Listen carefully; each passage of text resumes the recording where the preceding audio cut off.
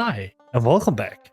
Today we're going to be talking about Ghost of Yotei, a game that I've been incredibly excited for ever since I played Ghost of Tsushima for the first time in 2018.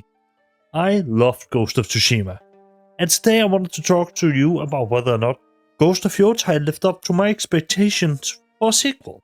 Ghost of Yotei is one of those games that I have a hard time to approach when it comes to talking about it, because I really loved Ghost of Tsushima. And in certain elements, Ghost of Yotei, in my opinion, exceeds Ghost of Tsushima, but there's also quite a few where I just don't feel like it exceeds it in any way. You see, Ghost of Tsushima to me when it came out was one of my favorite games of all time.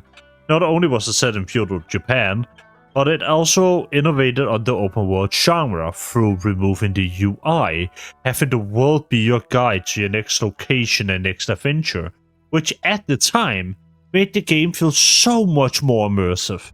Even playing it now, in comparison to something like Oblivion Remake, it still feels more immersive because you don't have any of these things to guide you along.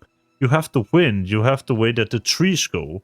And since then, multiple games have taken at least a little bit of inspiration, or what feels like a little bit of inspiration from that, such as Elden Ring, which has the sides of grace guide you towards the next objective instead, naturally gliding you along. Meanwhile, it still keeps a lot more of the UI, but I think there is quite a few games that take some inspiration from this approach, because it's an approach that works really well. So when Ghost of Yotei came out, I was expecting more, I want to say, than what I initially got. And that's not to say that Ghost of Yotei is a bad game, because it does literally what Ghost of Tsushima did, plus more. And that is not a bad thing, it's just that I kind of wish there had been more innovation in it. You see, Ghost of Yotei has your usual standard open world fare, it has your bases to capture and all of that good stuff, some side quests and some main quests. This time it replaces the poems with paintings, which personally I prefer quite a lot.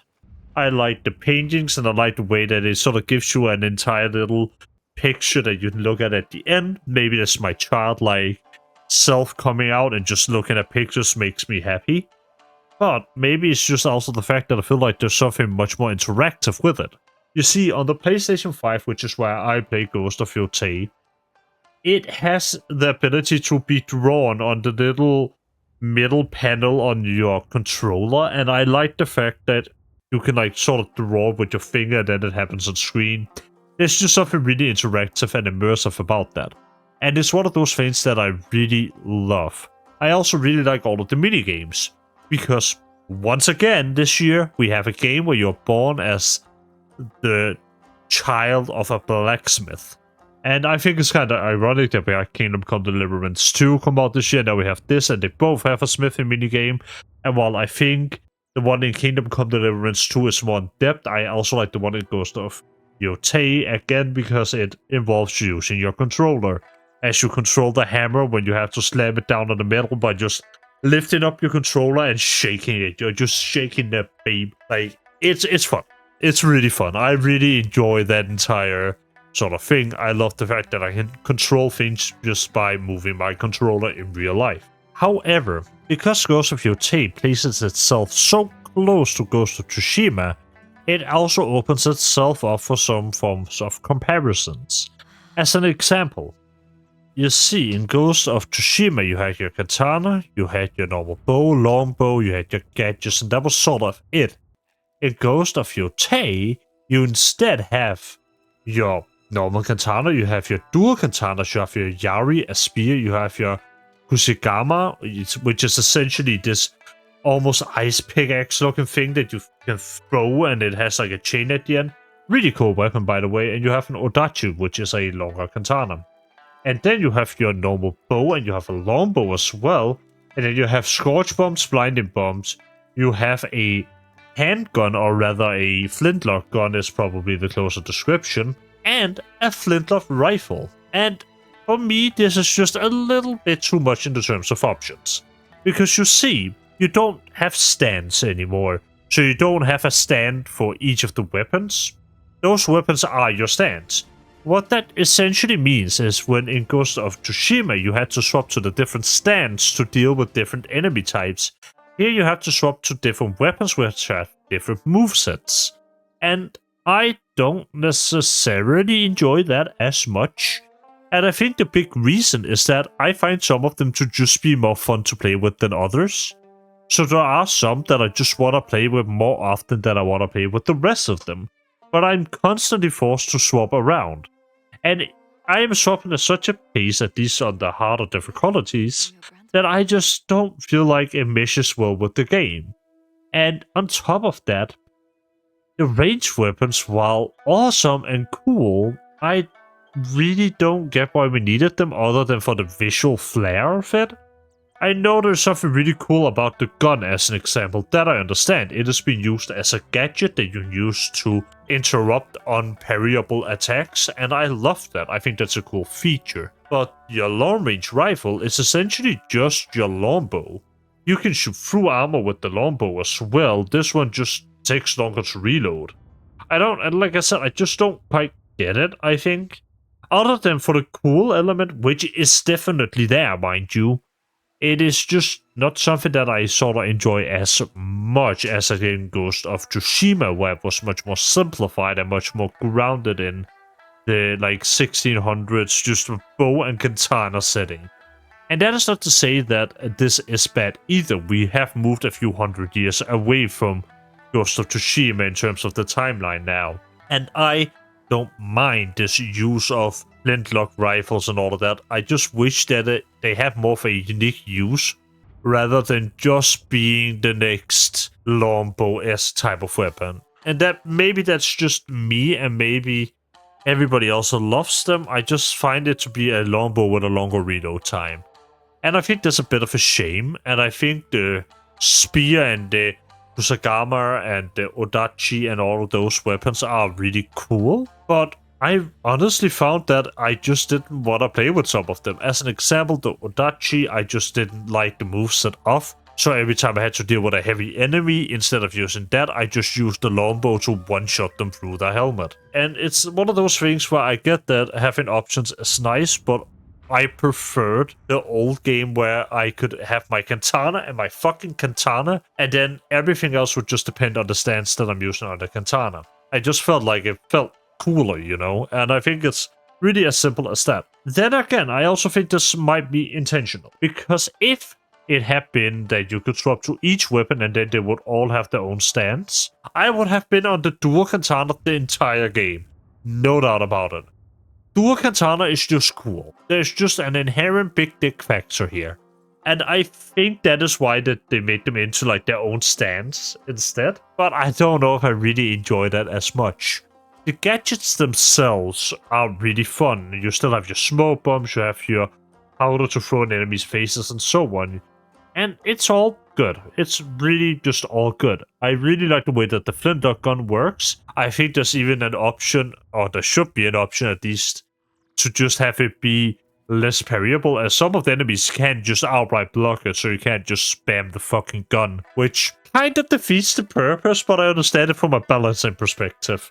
And again, there's just something inherently cool about watching that guy just rip away a bullet with a sword. That's like, that is cool. You can't describe it as anything else. The open world itself, in comparison to Tsushima's, is also, I wouldn't call it larger, but I would say that it's much more densely packed. There's so much stuff here. And that can both be a good and a bad thing. You see, the good of it is that there's a lot of stuff to do, and the bad of it is also that there's a lot of stuff to do.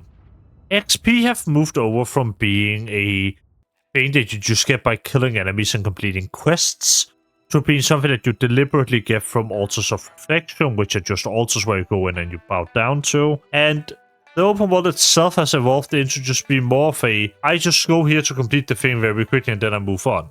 Because a lot of the things are like bounties. You'd go here, fight this boss, go back, collect your reward, go here, bow down to this thing, collect your reward. You do a little bit of painting, and that's like it. And I don't mind it a whole lot. It's fine. I also like the reflections and all of that you can do at the hot springs. And I also still like the katana minigame that is still there where you cut the bamboo. It's cool. it's fine. It's all just fine. And I think that's my big issue, is that I'm not blown away by any of it. It is just fine. And that being said, that doesn't mean it is bad. Being worse than what I would call a masterpiece doesn't mean that it is bad. It just means that it's like the 8.5 out of 10 instead of being a 10 out of 10. And I think a lot of that comes down to the fact that I have seen games do almost everything that Ghost of Yotei does, but better. And I think it hurts itself in that Ghost of Tsushima was one of those games.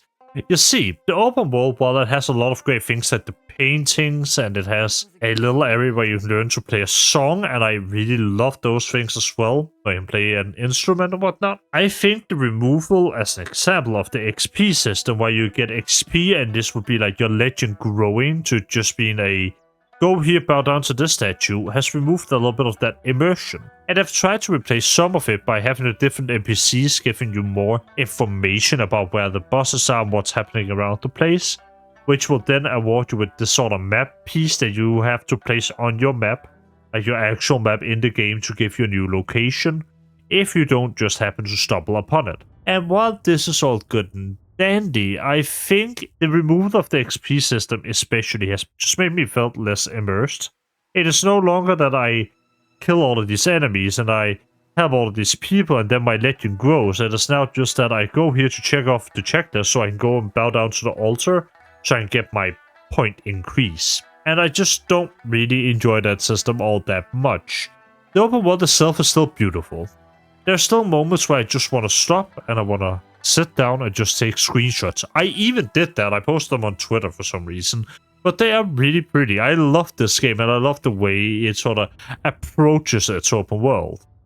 But while the game is a lot darker both in tone but also in the actual color scheme, I think it sort of also has this entire thing going on where it doesn't feel like it wants you to stop as much. And I think that is partially due to these darker tones, these darker, literal darker color schemes. I just don't want to stop up as much. And it means that Ghost of Tsushima, that felt very welcoming, very warm at times. It sort of gave me this feeling of I want to stop, I want to settle down, I want to take it slow. Ghost of Yotei never really gave me that impression. And like I said, I think that is largely because of the color scheme changes and the fact that the situation is just slightly different and whatnot. But the game is still gorgeous and it still has those moments, it's just less so than other games. I also just don't think I get the same wow moments that I really wish I would have from Ghost of Yotei all that often.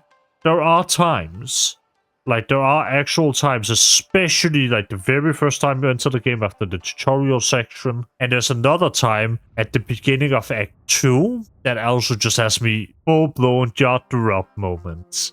And not in terms of storytelling, just in terms of how pretty the world is. But it's still less so than in Ghost of Tsushima, where I find myself riding on a random ledge and I'd just be like, oh my god, it's so fucking pretty. And I think all of it is kind of intentional, because you see the story in Ghost of Yotei is a little bit darker in a way. But Ghost of Tsushima's was all about honor and breaking the code and all of these things. Ghost of Yotei is a revenge story, and not a bad one at that, a really good one. You see, you play as Atsu, and Atsu is on a quest to hunt down the Yotei 6 for murdering her family when she was just a child. And this story doesn't get much happier. There is full shown cutscene of the family being killed as you move around the game, and you will also get to see and understand her pain. As an example, they would stab her to a tree with a sword through the shoulder. I think that is also shown in the trailer. And then put that tree on fire. And then just leave her there. And there's a lot of these sort of things shown throughout the game, that it is much, much darker here. And it is shown in a much more graphic setting. However, what in my opinion becomes the game's biggest obstacle is not becoming a trope, as at times the game can be a little bit predictable in how it will play out, unfortunately. That does not mean that the story is bad though. What has actually been shown and told is still really good, but there were times where I could almost line for line predict what Atsu was gonna say. And that doesn't mean that I sit here and I'm like, oh, this game is bad, it's trash. No, the story is actually still really, really good. And it's still one of the big reasons why I would highly recommend Ghost of Yotei. One of the big examples is later on in the story when you meet a certain character pretty early on, and it just has this emotional hook. It is just a jab right to the gut. It is so good. It is so well executed. The emotions that are shown, the fact that one of them is a samurai, so he has to sort of hide it, he has to put this mask on, and it becomes this entire dynamic throughout the game. I love it. I love it so fucking much. It's so good. And the thing is, and full spoiler warning here because I will spoil that moment now, you meet your brother that you thought was dead. And you don't know you've met him for a little bit until you sit down and talk and you realize that it's your brother. And I'll be honest, maybe it was the late at night gaming, it was 2-3 a.m., but I shed a manly tear. I thought it was a really well done moment, especially the anger Atsu has for him not coming back, for him being too scared to come and look for her. She sat there for 3 days, and Jubi, her brother, never came. He instead got adopted by a samurai and got his dream essentially come true because he wanted to be a samurai. I think it's just a story that hits pretty deep in a good way, while it is still kind of predictable. However, I will have to say that for all of that, I just like Ghost of Tsushima that tiny bit more. And that is not for the fact that I think the story itself is bad, it is the way the story plays out. As there are times, especially later on, where Atsu does these things, and I think to myself, that is really stupid. The game all the way up to this point has shown that you wanted to change, it's shown you changing, and then you still haven't changed. A good example of this comes at the beginning of Act 3, where the Atsume, the samurai clan that her brother works for, headquarters or like the castle, gets attacked. And this is all planned and staged. Essentially, you wanted to draw out one of the big evils, like one of the brothers of the main bad guy, by kidnapping his younger brother and staging an execution. That way you could kill both in one go. However, it doesn't exactly go as planned. And when given the option to go and help her brother save his kids during this attack that wasn't planned, she chooses revenge instead. And the reason why this doesn't work is that throughout this entire lineup until this point, I personally at least picked everything that made Atsu seem like she didn't want revenge. She had moved past what happened. However, it is not until the very end of the game where she actually moves past it. And I think this is so infuriating in a way that I can't quite explain, because it is essentially the game giving you all the options at every turn to make it seem like Atsu has changed, that she's past the revenge stuff. She's found out she has a niece. Cool. She's the cool aunt. She's the ghost. She is like, all of this stuff. And the game doesn't allow you to fulfill that, because the game wants Atsu to still want that revenge. Otherwise the story wouldn't make any sense. And because it is a very linear story, but it gives you the option to make it seem like you have changed, it sort of tricked me at least into thinking Atsu had changed. And it has shown it in a really well and good way. It almost makes it seem a little bit, dare I say, unfinished, because it seems like there was an alternative pitch for the game where the options that you pick could have had an impact, but it just wasn't ever implemented. And I think that's a bit of a shame. Not that it really affects the story too much other than in the very last moments of the game, but I genuinely really enjoyed the story here to a surprising degree. Another thing is that Kiku, who is Atsu's niece, and niece she doesn't know she had, well, she's written really well. She's a really cool character, and one that I was surprisingly happy was there. Because when I first saw there was going to be a child involved in this game, my immediate thought was that it was going to be emotional leverage, something where you'd be like, oh no, Kiku's in danger, go and help her now. But she manages to really transcend that trope, and I think it's written in a really good way. I really enjoyed that part of the game. And you know what? Big thumbs up for me on that. Thank you. And a lot of those criticisms can't really be levied at the side quests, because the side quests, in my opinion, are almost universally really good, especially the mythic tales. And a lot of them will tell the story of these like old characters and all of these legendary warriors that you can go in here and you can get their gear, because it is still there after all this time or whatever. It's just done really well, and I really enjoy it. Like, I think it is a really cool little look into the overall world of Ghost of Yotei. But my favorite, hands down, the one where it peaked for me, and maybe that is my love for Ghost of Tsushima, is the very final one that you will unlock, which essentially details what happens after Ghost of Tsushima. That being that, you know, Jin being exiled from Tsushima, sails out, ends up on Yotei and lives his final moments there. And you will actually be able to find both the samurai clan helmet, but also the sword that you used in the first game. Really cool stuff, and I really like how it's written in, and it like kind of makes sense in a way where it's like, okay, yeah, I could see that happening, sure.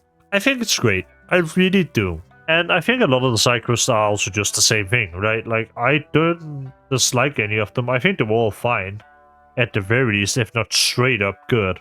There's a side quest with this guy called Shiro, who's a swindler, and he ends up having a change of heart at the second part of that side quest, and it's really well done. It's really well executed, and I like that. I like it like a lot.